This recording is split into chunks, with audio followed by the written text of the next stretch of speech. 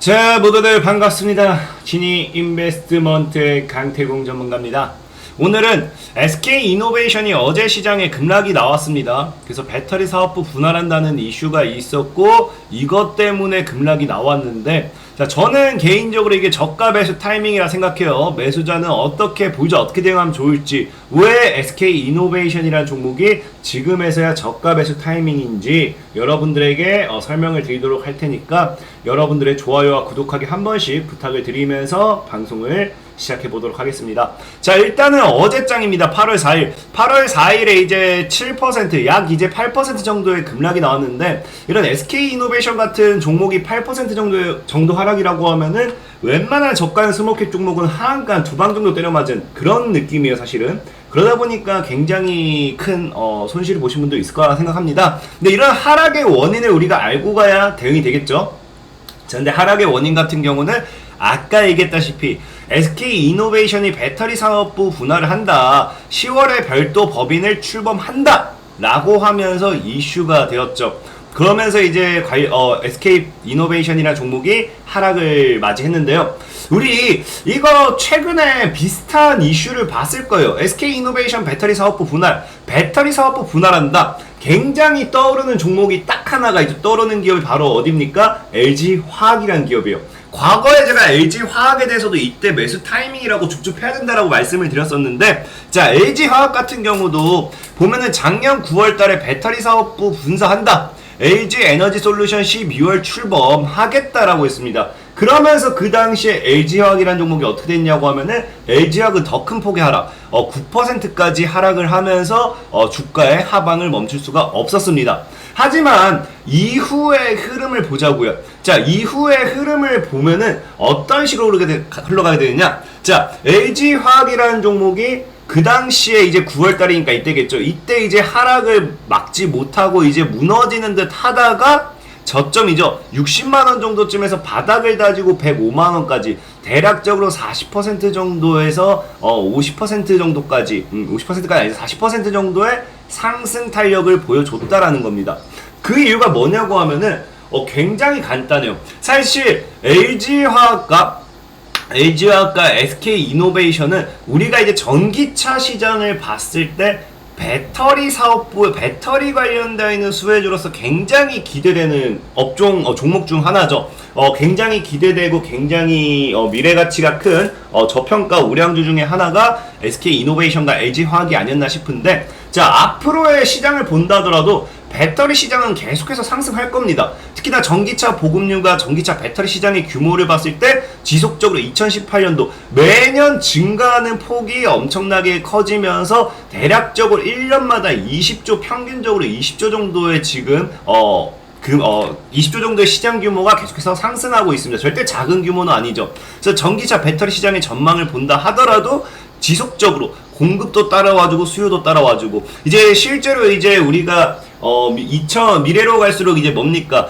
친환경 차량만 이용하게 된다라고 하면은 어쩔 수 없이 배터리 시장 규모는 더 커질 수밖에 없어요. 그러다 보니까 LG화학과 SK이노베이션이 이제 그동안 수혜를 받았던 거고, 근데 문제는 뭐냐고 하면은 이 배터리 관련되어 가지고 사업부를 진행하고 있기 때문에 배터리 관련된 종목이다 라고 했는데, 이 사업부를 떼내니까 이거를 사람들이 뭐로 보느냐? 악재라고 보는 거예요. 악재. 근데 이거를 지금 당장에서 여러분들이 악재로 볼 필요가 없는 이유가 뭐냐고 하면은, 예전에도 설명드렸습니다. 우리 주식시장에는 어떤 개념이 있느냐? 바로 이런 개념이에요. 홀딩스, 뭐뭐 홀딩스, 용어를 모르시는 분들, 이게 우리가 지주회사라고 하죠. 그래서 뭐뭐 홀딩스라는 종목을 많이 봤을 거예요. 여기도 나와 있는 게 뭐냐고 하면은, 회사에 대한 보유하고 있는 주식수를 뜻한다고 하면서 홀딩스는 그 그룹의 지분을 일부나 다수 가지고 있으며 그룹을 관리하고 경영하기 위해 만들어진 지주회사를 뜻한다. 예를 들면 A라는 지주회사가 B, C, D라는 A그룹 내 자회사의 주식을 보유하고 관리하며 홀딩스라 불리는 것이다 라고 하죠. 이게 무슨 말이냐? 이게 이제 자, 지분을 가지고 있습니다. 우리 주식은 간단해요. 내가 이 기업에 대한 아무것도 하지 않아도 괜찮아요. 옛날에 방탄소년단이 이제 뭐예요? BTS가 이제 흥행하면서 관련된 주식을 가지고 있는 관련된 지분을 가지고 있다, 뭐 지분 투자 이슈 가지고서도 넷마블이 움직이기도 했고요. 이 관련된 수혜주가 굉장히 많이 움직였잖아요. 그런 것처럼 이 지분을 가지고 있는 것만으로도 실제로 수혜가 돼요. 왜? 자 봐요. 내가 이거는 그냥 그림을 보면서 설명드릴게요. 자, 일단은 SK이노베이션을 왜 악재로 볼 수 없냐고 하면은 이런 느낌이에요. 그러니까 SK이노베이션이 분할 후 지배 구조가 어떻게 되느냐? SK이노베이션이 이렇게 위에 있고 밑에 SK배터리라는 가칭으로 떼내고 SKEMP라는 가칭으로 떼내면서 지분을 100%다 가지고 있는 겁니다. 그러면은 SK배터리라는 기업이 실적이 증가하면 지분을 보유하고 있는 뭐가 돼요? SK이노베이션도 실적이 증가할 수밖에 없다는 거예요. 지분 가치, 이 투자한 지분의 가치 상승에 따른 뭐예요? 이 기업의 가치 상승까지 기대할 수도 있다는 거죠. 그리고 실제로 자 보면은 뭐가 중요하냐고 하면은 SK배터리라는 종목이 분사되고 나서 상장이 바로 되면 악재예요. 왜? 상장이 바로 된다고 하면은 배터리 관련된 종목을 찾았을 때 SK이노베이션을 찾을 게 아니라 SK배터리라는 가칭이라는 기업을 찾겠죠. 그리고 그 기업에 투자를 하고 그 기업을 매수할 거기 때문에 SK이노베이션에 수급이 들어올 수가 없어요. 그래서 전기차 관련되어 있는 모멘텀을 봤을 때는 SK배터리라는 종목이 상장이 되는 순간 SK이노베이션은 전기차 수혜는 사라질 수밖에 없는 건 사실입니다. 하지만 뭐예요? SK배터리의 실적 상승에 따른 SK이노베이션 기업 가치 상승은 가능하다. 그러니까 배터리로 관련된 투자는 어렵겠죠. 근데 중요한 건 뭐냐고 하면은 그래서 SK이노베이션이 언제 상장되는가를 놓고 보자고요. 자, SK이노베이션이 상장되는 걸 봤을 때, 자, LG에너지솔루션 이거는 이거 내가 잘못 갖고 왔네요. 잘못 갖고 왔고, 잘못 갖고 왔지만 일단 봅시다. 자, LG화학 같은 경우도 배터리 사업 분사하고 LG에너지솔루션을 12월에 출범한다고 하죠. 그러니까 얘가 뭐냐고 하면은 얘도 지금 이제 아직 LG에너지솔루션이라는 기업이 상장이 안 된 거예요. 분산했지만. 그러다 보니까 아까 얘기했던 대로 뭐예요? 아까 얘기했던 대로 단기 하락은 맞았지만 결국에 배터리 관련되어 있는 수혜로서는 살아있고 기업의 모멘텀은 살아있고 꾸준하게 상승을 했다라는 거죠. 그러면 이제 과연 SK이노베이션 같은 경우 어떻게 되느냐? 자, SK이노베이션 같은 경우 여기 보면은 자, 사업부 분할 이후에 신설법인의 발행 주식 쭉 다 보고 뭐 나와서 뭐가 나오느냐?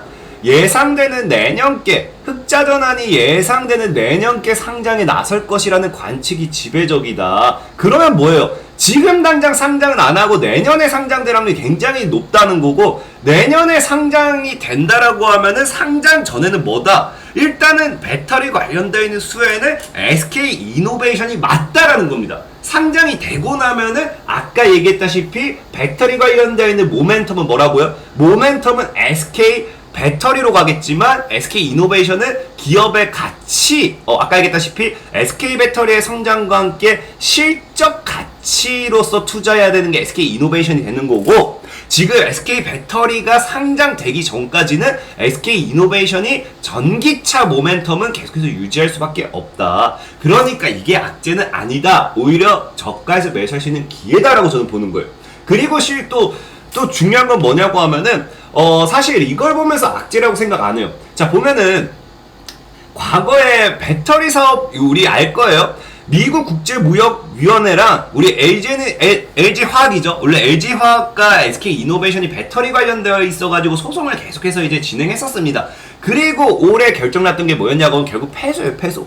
패소면서 보면 뭡니까? SK이노베이션의 일부 리튬이온 배터리에 대해서 10년간 미국에서의 생산과 수입을 전면 금지한다. 그러니까 사실 배터리 사업부에 대한 이 패소 때문에 배터리 사업부에도 영향이 아주 없지는 않았습니다. 그러다 보니까 이런 이 실적인 부분에서도 사실은 조금 미국 시장에 진출 못한 것만은 좀 타격이 크죠? 실적에 대한 영향도 좀 없지 않아 있을 수밖에 없었고, 그리고 실제로 최근에도 매출을 봤을 때 SK이노베이션이라는 기업이 배터리 사업부가 어떻게 되냐고 하면은 SK이노베이션은 올해 2분기 배터리 사업에서 979억 원의 영업 손실을 기록해 아직은 적자다. 그러니까 뭐 흑자로 돌아설 수 있겠지만, 그러니까 아까도 뉴스 나왔던 게 뭐예요? 아까도 뉴스 나왔던 게 여기죠. 배터리 사업의 흑자 전환이 예상되는 시점에 상장에 나설 거라고 하죠. 그러니까 지금 뭐예요? 아직은 적자라는 거예요. 그럼 적자 기업을 사실 그 기업에서 적자 기업을 떼내는 거는 악재는 아닙니다. 이게 나중에 흑자가 되면 얘네가 다시 뭐 기업에 대한 지분을 가지고 있기 때문에 실질적으로 기업 가치는 올라갈 수 있고, 그 다음에 적자인 기업의 사업부를 떼내는 거는 그 기업이 오히려 실적적인 부분에서 살아남는 방법 중 하나예요. 그렇기 때문에 우리가 어떠한 기업에서 분할한다, 이 떼낸다 했을 때, 이 사업부를 접는다 했을 때, 많은 분들이 오해하는 게 무조건적인 그 기업에 대해서 이 사업을 접는 게 호재는 아니라는 거예요.